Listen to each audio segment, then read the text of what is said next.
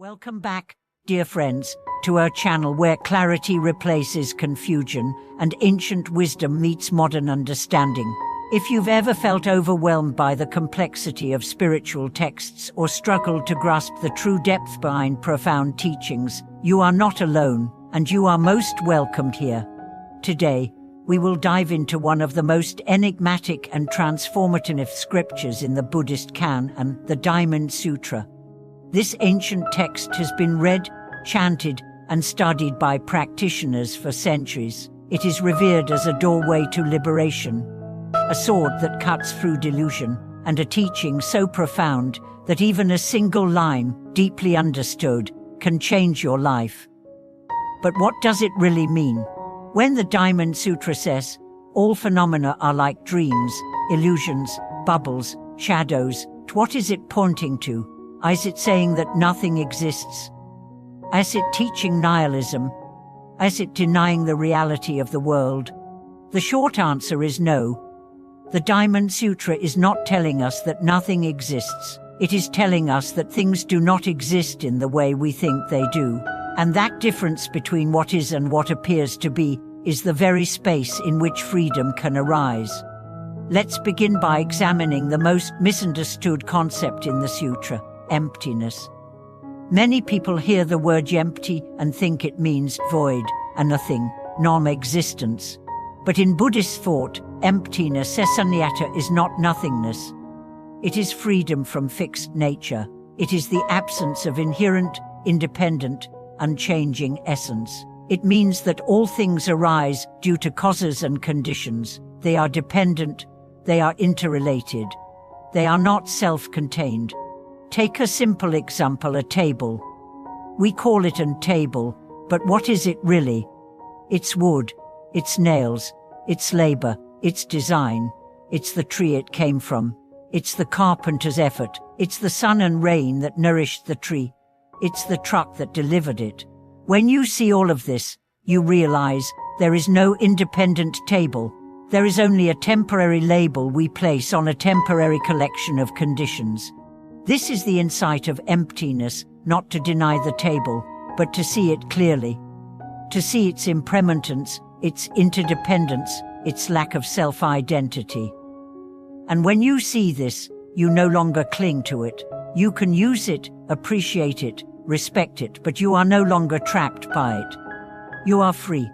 The Diamond Sutra uses powerful imagery to deliver this message. It tells us, all composed things are like a dream, a phantom, a bubble, a shadow, light dew, or a flash of lightning. Thus should one view them. This is not a poetic exaggeration. It is a precise description of reality. Everything you experience is momentary. Your emotions, your possessions, your relationships, your body, your identity, all are passing. All are changing. All are reflections, not fixed entities. And yet, we suffer because we try to make the impermanent permanent. We try to freeze time. We try to hold on to things that cannot be held. We build our identities on sand and then cry when the tide comes in. The Diamond Sutra doesn't judge this. It simply points to a better way. One of the most famous lines in the sutra is, if someone were to say, I see the Buddha in form or in sound, that person practices a path of delusion. The Buddha cannot be seen through form. The Buddha cannot be heard through sound.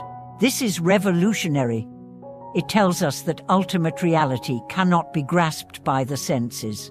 It is not an object. It is not a thing among things. It is the nature of all things, the formless within form, the silence within sound, the emptiness within appearance. So what is the point of this teaching? Is it to make us indifferent, to make us detach from life? Oh, it is to help us live more freely. When we see the dreamlike nature of experience, we stop clinging, we stop fearing loss, we stop obsessing over gain. We live with open hands instead of clenched fists. We become generous, patient, compassionate because we understand that nothing is truly ours, not even ourselves. There's a story about a practitioner who was obsessed with understanding emptiness. He studied all the sutras. He memorized the entire Diamond Sutra, but he was still caught in suffering. He came to a master and said, "Why, if I know so much about emptiness, am I still so unhappy?" The master looked at him and said, "You have emptied the world, but you haven't emptied yourself." This is a profound teaching. Emptiness is not just a theory, it's a mirror. It's not about deconstructing the world, it's about deconstructing the self. You can believe that everything is illusion and still be caught in ego. You can say nothing exists and still be ruled by fear. True understanding means letting go, not just of things, but of the one who clings to them. The Diamond Sutra teaches through paradox. It says, Bodhisattva gives without attachment to giving. He does not cling to the idea of a giver, a recipient, or a gift. This is the heart of wisdom. Not to stop giving, but to give with freedom. Not to stop acting, but to act without self-reference. This is the path of non-abiding, the path of fearless compassion. Let's look at what this means in real life. Imagine you help a friend. Do you expect thanks? Do you feel superior? Do you quietly tally the favor in your mind? This is the ego hiding inside the act. Now imagine helping and then forgetting. Imagine giving and feeling no pride, just joy, just connection. This is the Diamond Sutra in action. The great thing about this teaching is that it doesn't demand retreat. You don't have to leave your job, your family, your world. You just have to see it differently. You have to see the dream while dreaming. You have to act with wisdom while living. This is called the middle way, not denying the world, not clinging to it. Walking through it like a lotus in a muddy pond untouched. But don't mistake this freedom for coldness. True understanding of emptiness does not make you indifferent, it makes you tender. When you know that every being is caught in illusions, your heart opens. When you see that nothing can be held, you cherish more deeply. When you realize that the self is an illusion, you stop fighting and start serving. Emptiness is not the end of love, it is its perfection. So how do you practice this teaching?